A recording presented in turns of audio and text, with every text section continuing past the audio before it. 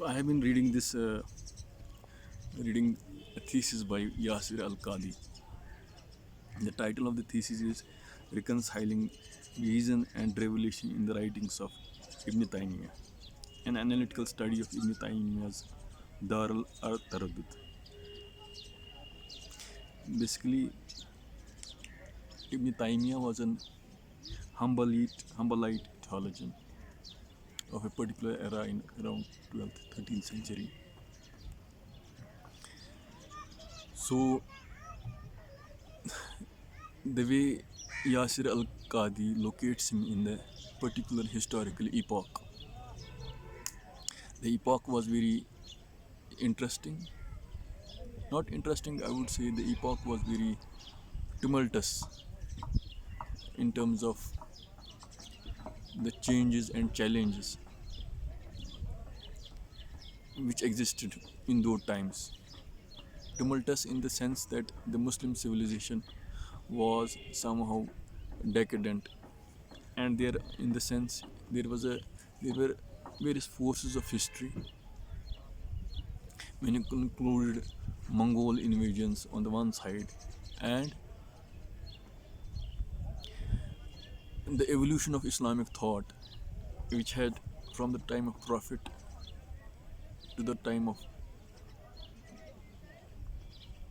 Asharites, Shia thinking. There was various internal churning within the school of within Islamic thoughts, within Islamic within the people, the scholars of their times. On the one hand, there were mutakallimin. On the other hand, there were philosophers. On the other hand, there were traditionalists. And there was also a Shia doctrine, which had a particular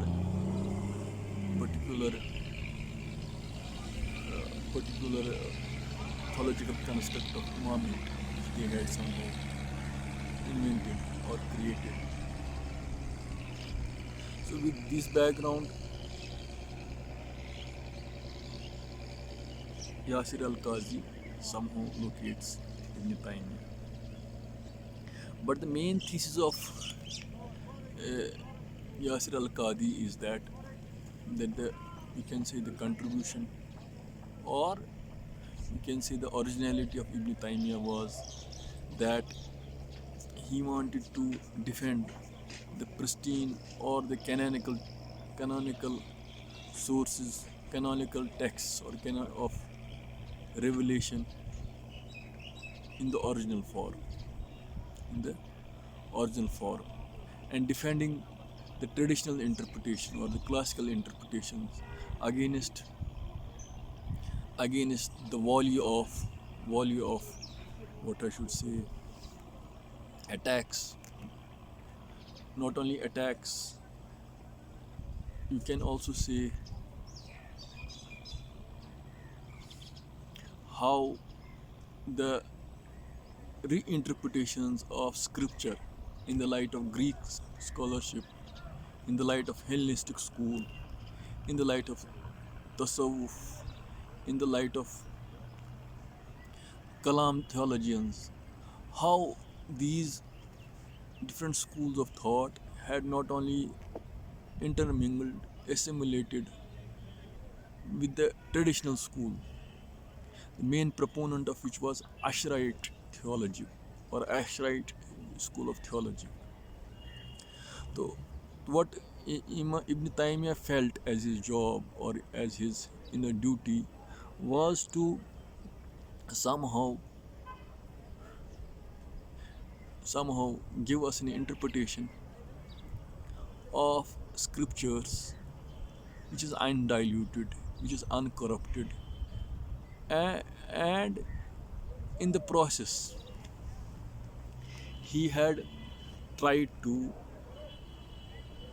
he not only studied the Ashtarite scholar, what his strategy was, rather than trying to refute each person bit by bit, he just refuted the last epitome of Asharite scholarship post Ghazali, that was Imam Razi.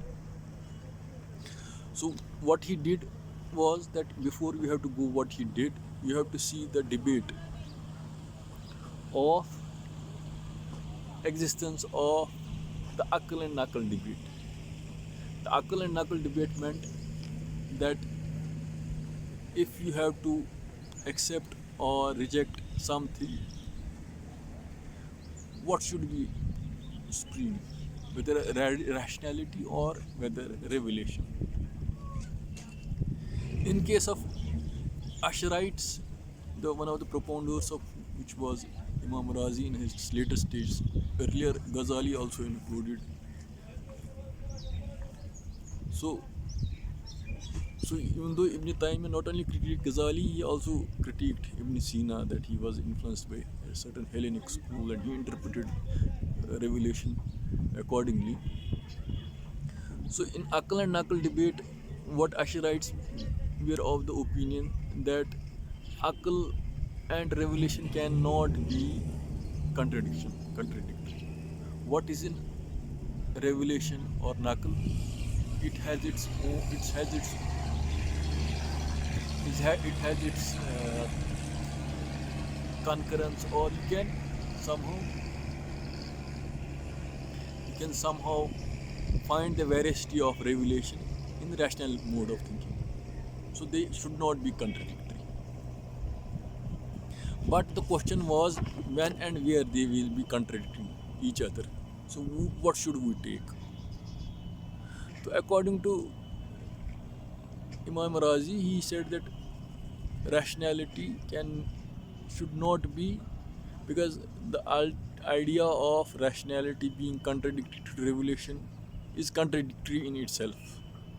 So we have to have a nuanced understanding of revelations or verses of revelations which are not contradicting, which are contradicting rationality in an imminent way, but they should be interpreted in a certain nuanced way, in a tawil.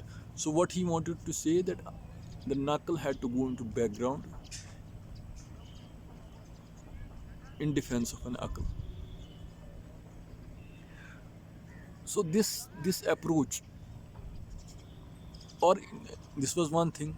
The other thing was there was a Neoplatonic school which was also existing of philosopher who were also trying to interpret revelation in certain Neoplatonic background. Ibn Taymiyya would also want to critique them also. Then there was mutakallimins or kalam literature is there. They were also interpreting things, but they were trying to defend their thesis, their idea against the like previous people, like they have been Mu'tazilites. There are various schools. So what what Ibn Taymiyyah was somehow trying to, or there were also Sufis, mystics, who had also their own way of appropriating things, appropriating religion. What Ibn Taymiyyah was somehow trying to defend or present a case for classical literal literal interpretation of Quran or revelation against all these backgrounds. Since Ashra'i school, so but he somehow felt that since Ashra'i school had become mainstream of the Muslim theology, or mainstream in the sense that Muslim masses accepted Ashra'ites in a massive way, in a large scale way. So it was better to critique the Ashrite school, the last proponent of which was Razi, preceded by Ghazali and others, to to rescue Islam to its pristine forms and to somehow the challenges of his times.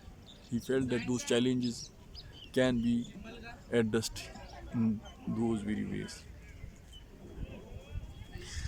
what what Yasir Kazi has done in his book, it's very interesting. In his PhD thesis, so he has gone through all of this debate.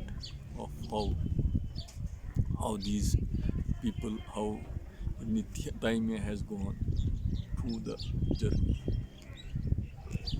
But what interesting thing about what Qazi says about Taymiyya is that he not only used polemics, he not only used uh, language, but he also had a good understanding of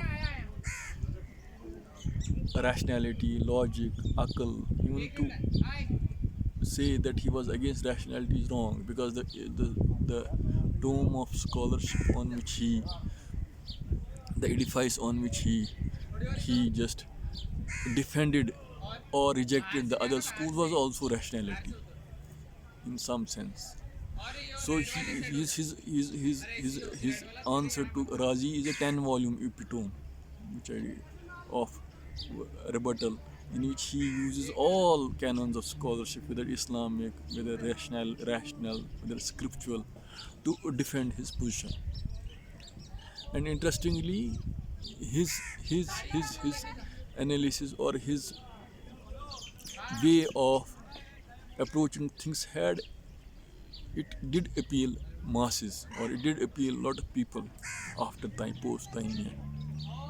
So his life is full of struggle with the rulers of their times or the creeds of those times, in order to present a case for scriptures in a way in which akal is not to be taken as a precedent for the nakal. But the question, the argument he gives for akal is also this nakal, the revelation, is also the argument of fitra. Fitra means naturality. Things are born, according, he quotes a prophet where he says that things are born on the basis of their fitra. Fitra means on naturality. So his argument is of that of fitra. The naturalness of the natural or the innate thing of a human being is naturally to go for a certain. So the naturality of a thing is not, we should not take rationality as a base. We should take fitra. And fitra and rationality have some intersections, and it has ultimately its root in revelation. So revelation or the scripture he takes as a larger set, or rather a larger domain, which is being intersected by rationality as well as fitra. So there is a very particular good sentence which is being quoted by A.G. Arbery. A.G. Arbery. So which I just want to share with you. He says that the arch enemy of philosophers, Ibn Taymiyyah, displaces in his polemical broadsides a superb mastery of methods of dialectical reasoning.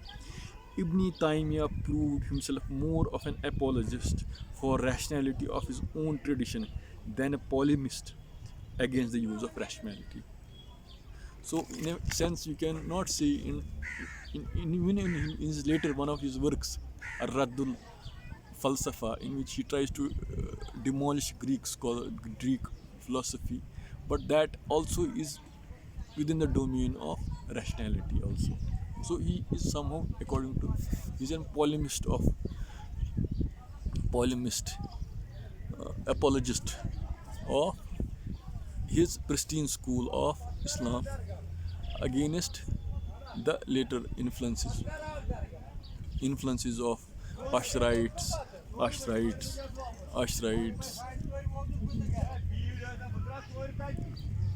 Kalam school, and falsafiyas and other people.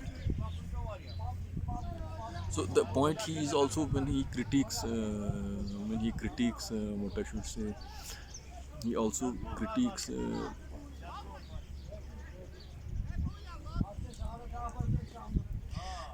initially in one of his arguments, when he also critiques Ash'arites and Mutakallimins, he says that if they are trying to have tremendous faith in the rationality, in proving something which is rational. So to believe in rationality, you should have some faith in rationality, and which you consider as uh, supreme. He found that argument also very fallacious, that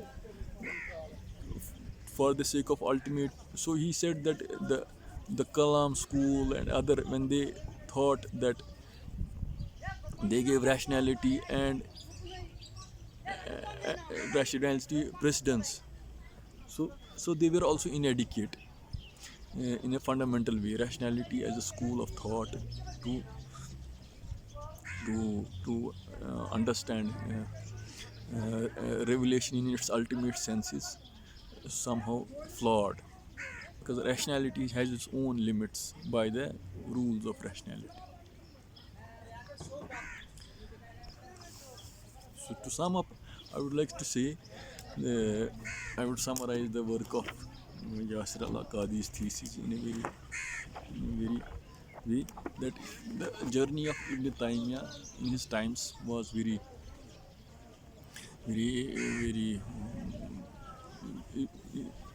in trying to defend classical Islamic scriptural or classical literal interpretation of Islam against the evolution of Ashraic theology for 300 years, whose last epitome was Imam Razi, as well as philosophers, mutakallimins, or Sufis, or Shia thought, Shia's concept of Imamate. So these all under these background, he tried to defend something and try to get its pristine originality of the earlier Salafs, which he calls the Sahaba and Prophet. And he somehow lays claim that that is right, that is the way things should be taken into.